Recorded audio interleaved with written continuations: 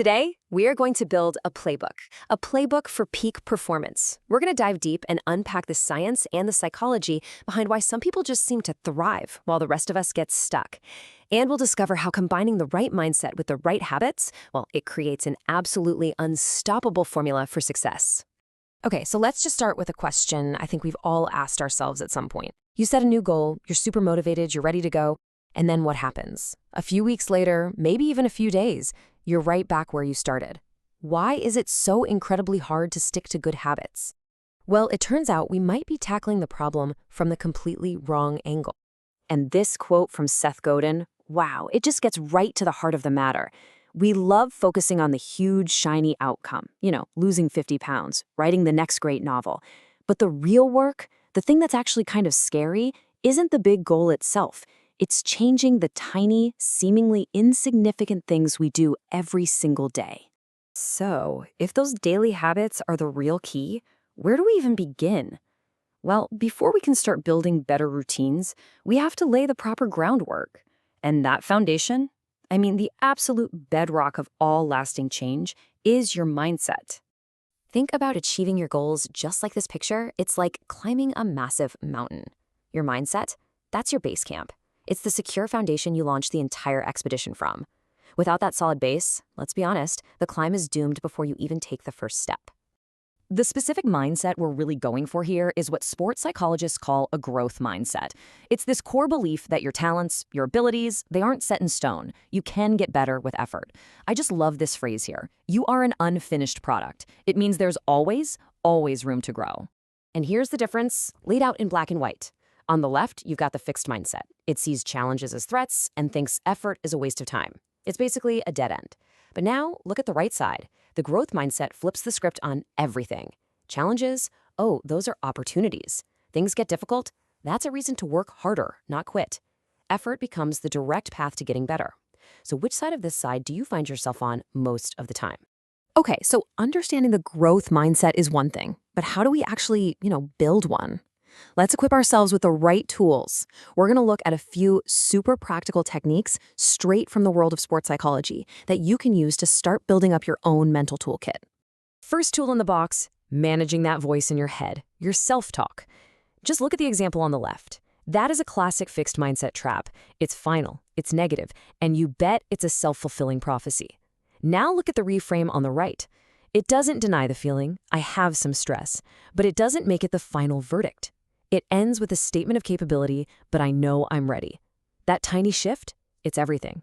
And this might be one of the most powerful and simple mindset hacks you'll ever find. The power of yet. It's like a magic word.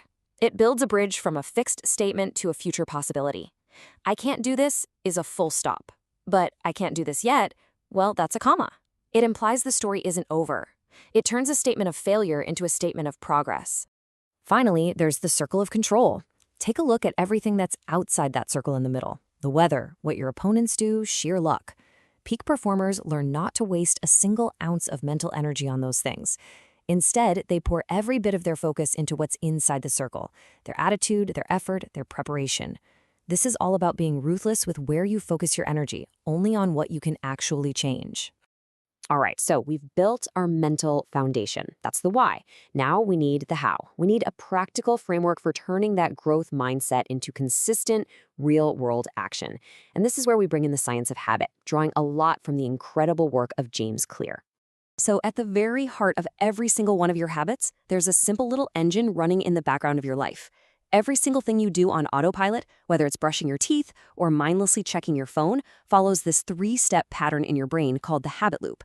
Let's take a closer look at how it works. Let's break it down into the 3 R's.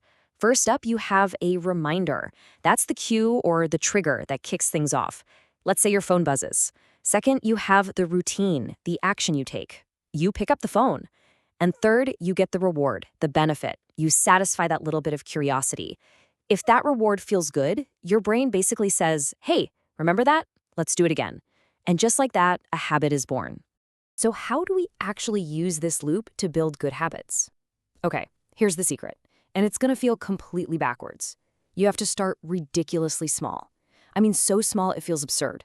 You don't start with, go to the gym for an hour. No, You start with put on your workout clothes. You don't start with floss all your teeth. You start with just one. At the beginning, the goal isn't performance, it's just consistency. Okay, this is where it all comes together. This is the magic moment.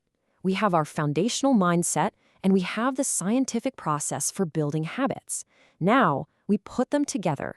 We synthesize them into a seriously powerful system for creating real, lasting change. This diagram here shows a critical mistake most of us make. We try to change from the outside in. We focus on the outcomes, on our performance. But true sustainable change actually happens from the inside out. It starts at the very core of who you are, your identity. The goal isn't just to do a workout, it's to become the type of person who doesn't miss workouts. Let's make this super concrete. A goal to lose 20 pounds is an outcome. It's temporary. I mean, what happens after you lose it? But an identity, I am a person who is active and moves my body every day, that's permanent. It guides all of your small decisions, not just the big ones. And believe me, this shift from focusing on outcomes to focusing on identity, it's the real game changer. So really, it all boils down to this simple two-step process. First, you have to decide what type of person you want to be. And be specific. I'm a writer. I'm an athlete. I'm a healthy person. Then, step 2 is simple. You prove it to yourself with incredibly small wins. Every single time you do 5 push-ups, you are casting a vote for your new identity as an athlete. Okay, we've covered a lot. We've talked about mindset, habits, and identity. Let's bring this all home and turn these big ideas into your very first, immediate, actionable step you can take today. This quote from Stanford professor B.J. Fogg just summarizes the entire playbook perfectly, doesn't it? The right seed, that's your tiny habit, that small win. The right spot, that's linking it to something you already do, a trigger. If you do that, growth just becomes natural. You don't have to force it with willpower, it just happens. So, I'll leave you with this one question. Forget about the massive, audacious goal for just a minute. Instead, think about the person you want to become. What is one tiny, almost laughably small action you can take today that casts a vote for that new identity? That right there, that's your first step.